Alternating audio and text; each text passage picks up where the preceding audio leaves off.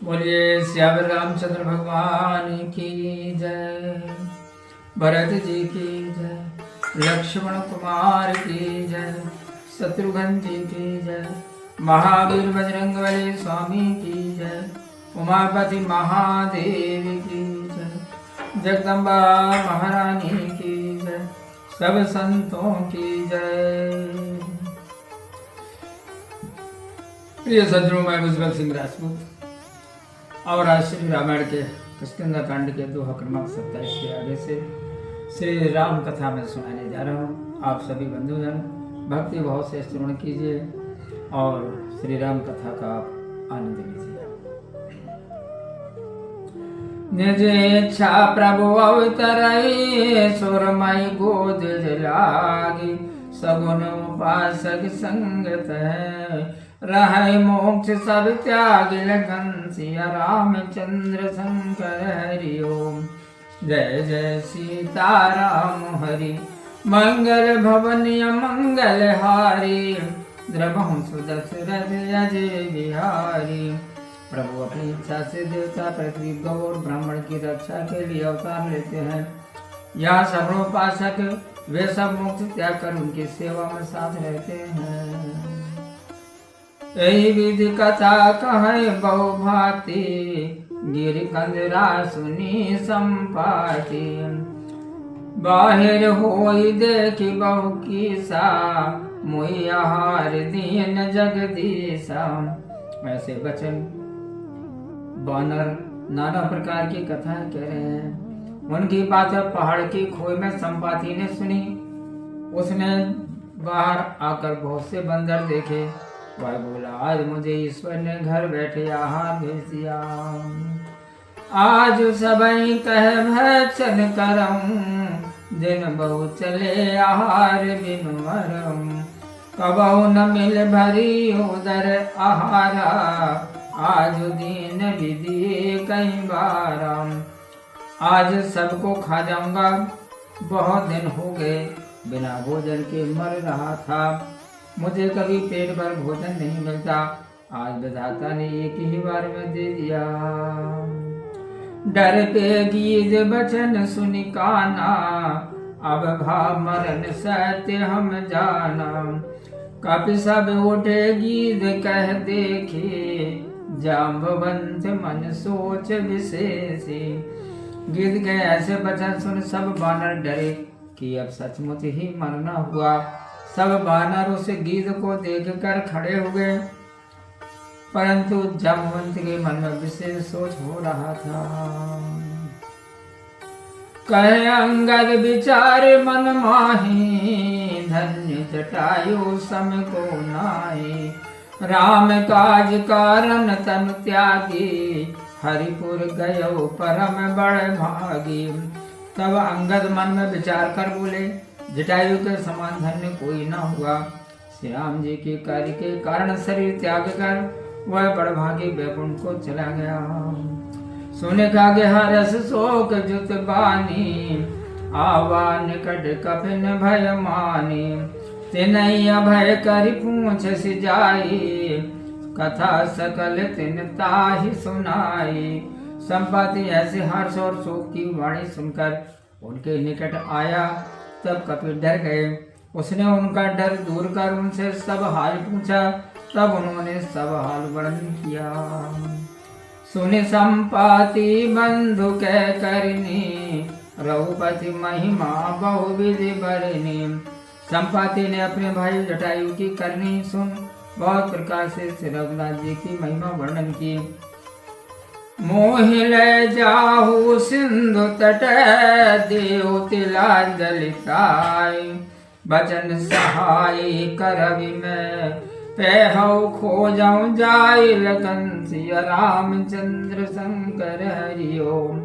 जय जय सीताराम हरि, मंगल भवन मंगल हारी। द्रवहु सुदशरथ अजय बिहारी। मुझे समुद्र के किनारे ले चलो, मैं जटायु को तिलांजलि दे दो। मैं वचन से ही तुम्हारी सहायता करूंगा, तुम उन्हें पा जाओगे जिन्हें ढूंढ रहे हो।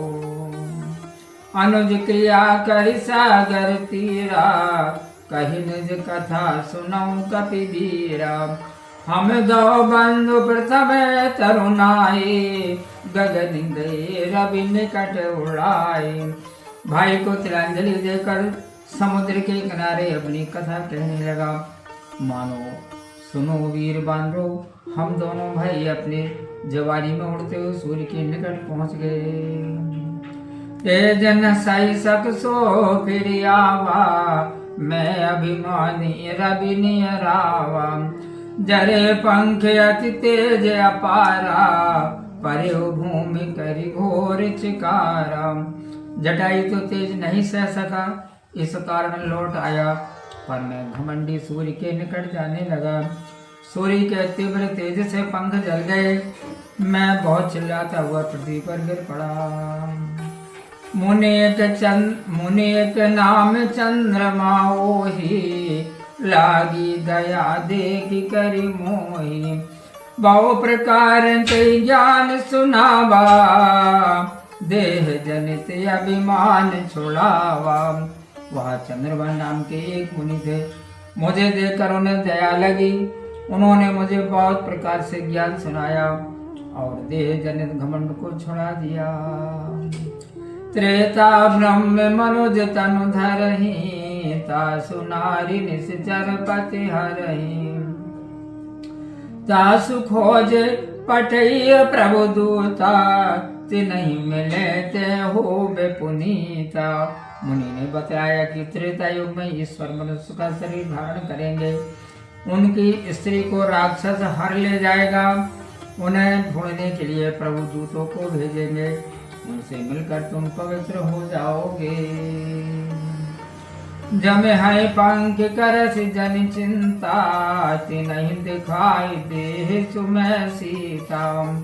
मुनि कई गिरा सच भई आजू, सुनि मम वचन करो प्रभु काजू। तुम्हारे पंख फिर जमेंगे, तुम चिंता मत करो। उन दूतों को तुम सीता जी का पता बतला देना। और आज मुनि की वह बात सत्य हुई। अब तुम हमारी बात सुनकर अपने प्रभु का कार्य करो।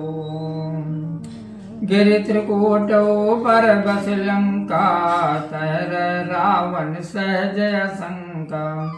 तह अशोक उपवन जय रहाई, सीता बैठी सोच रत आई।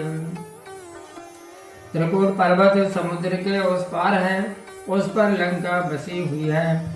वहाँ स्वभाव से ही निडर रावण रहता है। वहाँ एक अशोक वाटिका है, जहाँ पर सीता जी बैठी हुई सोच रही है।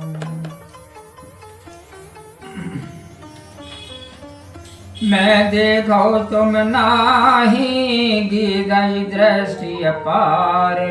भूल भयो नत करत्यो, कछुक सहाय तुम्हार लिखन सिया। रामचंद्र शंकर हरि ओम। जय जय सीताराम हरि। मंगल भवन अमंगल हारी, द्रवहु सुदशरथ अजय बिहारी। मैं देख रहा हूँ परंतु तुम नहीं देख सकते, क्योंकि गिद्ध की दृष्टि अपार होती है। मैं अब बूढ़ा हो गया हूँ, नहीं तो कुछ तुम्हारी सहायता करता। बोलिए सियावर रामचंद्र भगवान की जय। प्रिय बंधुओं, मैं उज्जवल सिंह राजपूत और आज श्री रामायण के किष्किंधा कांड के दोहा क्रमांक 29 तक श्री राम कथा का वाचन किया।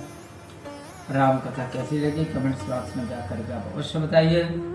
और आप हमारा मनोबल बढ़ाने के लिए आप हमारे वीडियो को लाइक करें, चैनल को सब्सक्राइब कीजिए और आगे की कथा सुनने के लिए आप हमारे साथ बने रहिए।